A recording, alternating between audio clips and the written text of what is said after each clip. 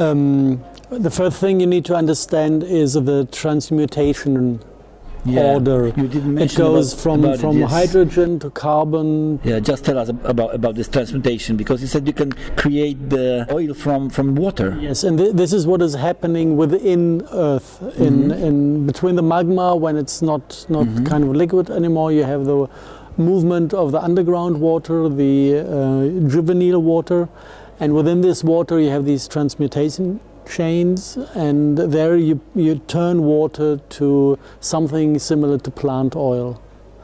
And if you prolong the process, you go to silicium, and you go to precious metal. So even gold you can make from water? Yes, we had that in the lab. Amazing. It does work. Is it liquid gold?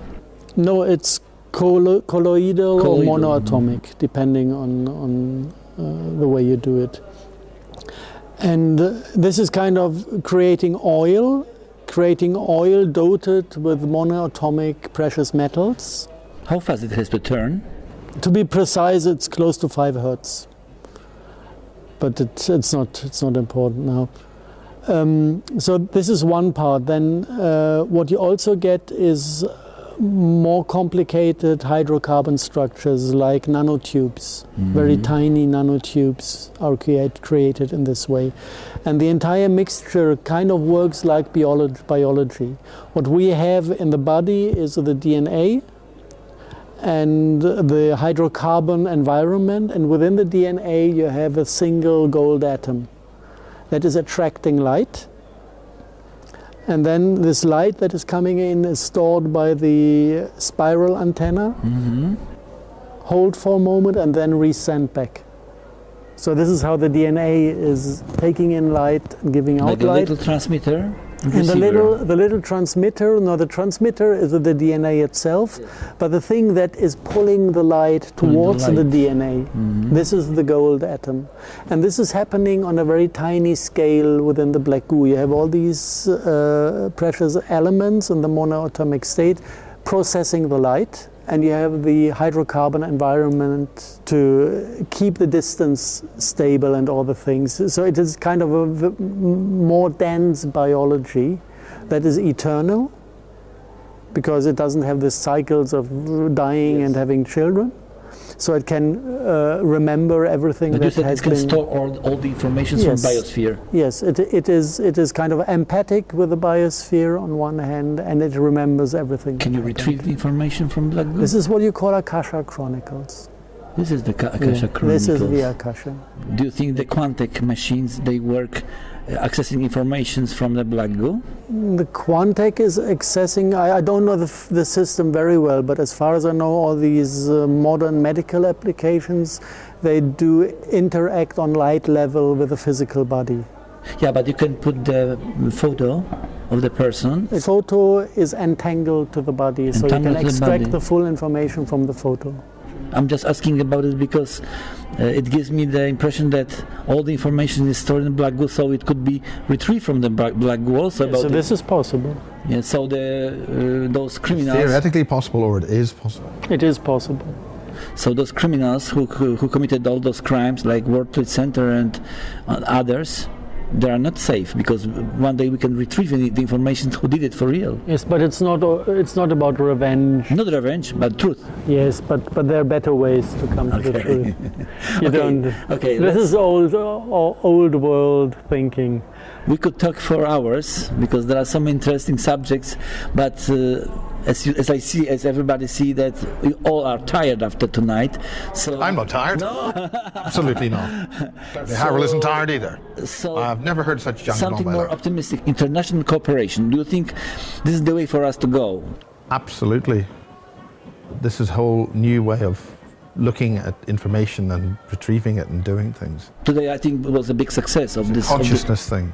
Yes. This is what we did in the Irish Pirates. It was a symptom of the Irish awakening, because they were shut down. For some reason, the powers that be, I don't want to name names, made a great deal of effort to shut down the consciousness of those who came from the islands off the coast of Europe, because there was something they knew, something they have intrinsically, in their DNA, which they don't want people to wake up. And that was the time when the Irish awoke, and it's I think a very positive thing. They've rebelled against a great challenge, as you have here in Poland.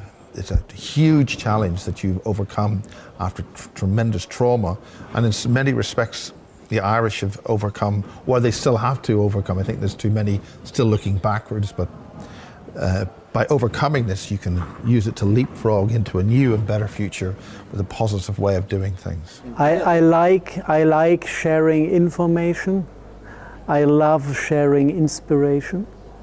And this is a huge difference, because inspiration is changing the being. For information is just, messing up the brain a little bit more. So there's a huge difference between the two. This is one thing, and I see one pattern, that people tend to look for solutions outside of themselves. And this has never worked, because every solution that comes must come inside of the people. So as long as we kind of sit here and talk about who could change anything to the better, we are in this mode of trying to talk the other one into responsibility to do something. But actually the only way is to do it with yourself. To dive into your own history, into your own life, and clear up the mess you have around yourself. And once this mess is cleared up, then we produce people that are able to inspire. But do you think your tonight's speech helped Poles to change in the way they will start doing something? Time will show, but I felt that the openness was there to be inspired. I hope that I was clear enough to be able to inspire. So the information... It's not about information. Of course, it is a difference. Information can be taken up by the head. Information can be taken up by the heart, but it doesn't mean that the information changes anything. But if the heart is open, the heart can sense truth, just out of itself. So it just needs, this trigger to realize, this is the truth. But it needs an open heart to speak. And it needs an open heart to receive. Yes. Then this realizing of truth can happen within beings, and then inspiration is there. And this is a thing about quality.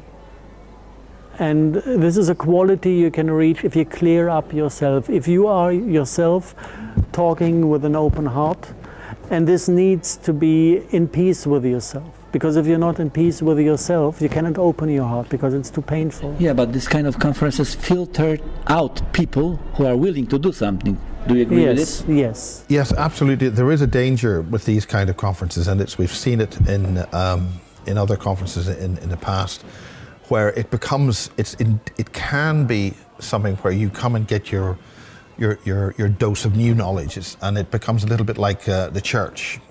You go to the church on a Sunday and you have hellfire and damnation yelled at you.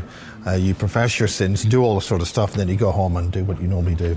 So the conference style is, and we need to engage in people in different ways.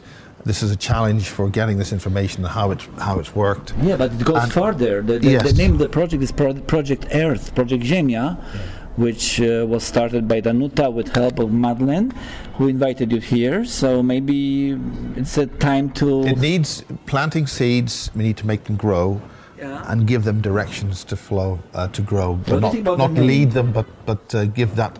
This is what we discovered in Ireland. It was called the intelligence transfer sequence. Yeah. And that's actually a computer name. I think it comes from a Microsoft dialogue. The thing was that nobody actually told somebody to do something.